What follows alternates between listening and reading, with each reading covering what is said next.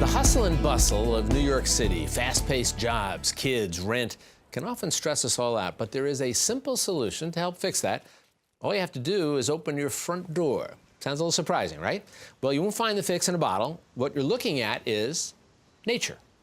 Nature helps manage our stress levels, promotes keeping us cool during heat waves, aids the sick to recover faster, and protects our shoreline from hurricanes. Now, that might sound okay to you, but you attach that sentence to New York City, and you might be puzzled. Well, we're going to help you. As part of our Peril and Promise, the Challenge of Climate Change initiative, reporting on the human impact of climate change, we explore ways that nature is making our city more livable and less stressful.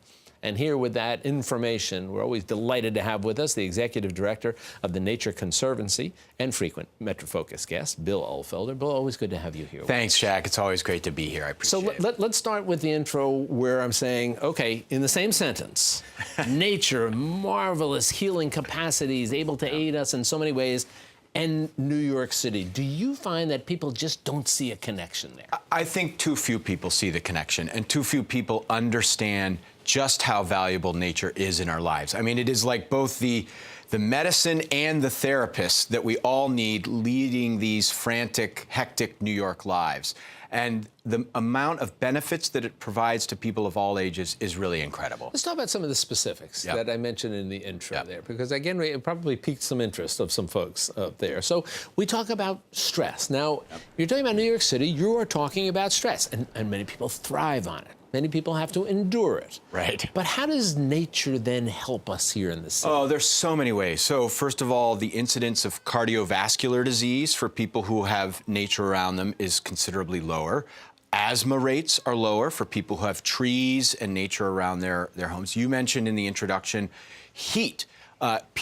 Neighborhoods that have trees are 2, even maybe 4 degrees cooler during summertime heat waves. And heat is that just because of shade? Just because of shade. That's exactly right. So it's reducing temperatures in these heat, sort of hot zones, urban heat islands, as we call them. So trees and nature are actually saving lives, preventing illness. And then even when you get to people who are recovering, it's been shown that people who've been sick will recover faster if they have nature around them. And then kids do better in school, all of those things. So the thing I say for everybody, the best thing you can do is exercise, but really exercise outdoors. Yeah.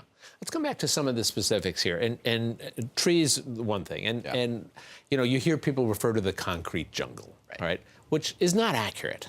But perceptions, as you know, perception sometimes, the expression in politics is the perception becomes the reality. Right. Are we seeing the introduction of more trees into the New York City area? Well, it's interesting. This is a really important point. So back to your opening again, I think people forget how much nature's here. And actually, almost a quarter of New York City is in parks and green spaces and open space. So Is the number that much? It's actually almost a quarter. And there are actually about 5.5 million trees in New York City. I mean, I do imagine a day when there's a tree for every New Yorker, so we have a few million to go. But I think that this whole connection is so important, so important for all of New Yorkers. And what we do is, I think, kind of like so many things, we just take it for granted. We walk out our door, and sometimes we don't always see the nature around us, although at springtime, we've got these beautiful blossoming trees all around us, and you see people taking selfies. And I think this is a time of year when people sort of finally stop and take notice and say, oh my goodness, there is this beautiful nature all around us. So the awareness is growing, but we need to plant more trees. And I think the trees that we plant, whether they're in parks, whether they're in the tree wells along city streets, what's really important is that we take care of them, that we steward them, and that we help make sure that they're nurtured and survive.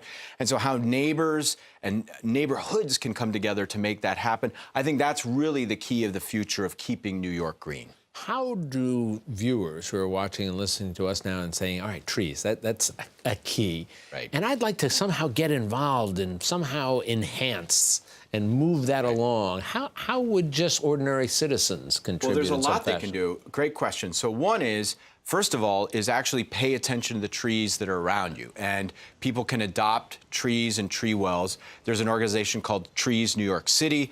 We're actually doing an event with them down in South Street Seaport coming up, who are really, this is their focus, this is their mission. The New York Restoration Project has worked with Mayor Bloomberg during his term to plant trees. And the Nature Conservancy, we're saying trees are so important, this is something we also want to help and support. So I would say, you know, reach out to local organizations. Also, the City 311, if you see a tree that's dying or a tree pit that has a dead tree or is open, you can make a call to the city, and there's a good chance that they'll come out and plant a tree there. So really notifying the city about the need in your neighborhood. What about, again, bigger picture, shoreline protection, Right. protection from storms? What do we see there? This is another really important point around people not appreciating the role that nature plays. And there was a study just after Hurricane Sandy that showed that about $680 million worth of damage was avoided, so almost $750 million because of wetlands on the coast. So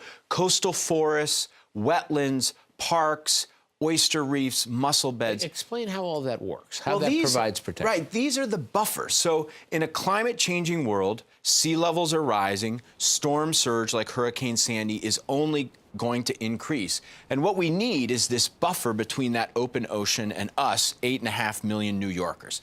So this is like almost like green protection along our shorelines that when a storm comes in, you know, reefs take about 97% of the energy out of a wave. Wetlands help absorb wave energy when they're making landfall. You know, coastal forests help slow down storm surge. These are all the things that if we're investing in this and stewarding it over time, we're going to be safer, better protected, and we're just going to have a more livable city, because then these are our parks, these are our playgrounds, these are the places where we can get out, recreate, and be even healthier. There are places where we will create buffers that will help protect people. And there are places, quite honestly, where we need to get people out of harm's way. And, you know, we're starting to see these buyouts where just places are so low. Even now on Long Island and portions of Staten Island, at a full moon high tide, people are getting flooded out there. So the other thing we need to do is get people out of harm's way, and then you bring back nature. Scrape those homes out, restore the wetlands, restore the parks, and let them become that natural buffer, that natural infrastructure between the open ocean and us. There was nothing there. Last quick question for you. Yeah. So, again, folks watching and listening saying, wow, Nature Conservancy, great stuff. I wonder what I can do to help out. What's the answer to that? Well, I think there's so many things. The things, keep doing what New Yorkers do. Take public transportation, recycle, compost now. These are all things that are becoming ubiquitous in New York City. And then I would just say, get outside. It's spring. It's a great time of year to get out and enjoy this beautiful city, whether it's a neighborhood park or it's somewhere like Governor's Island. Spend time outdoors. Spectacular day outside today. You and I should have done this interview outside. Totally agree. Just to illustrate our point. Hey, Bill, it's always good to see you. Thanks, Jack. I really appreciate it. Take care.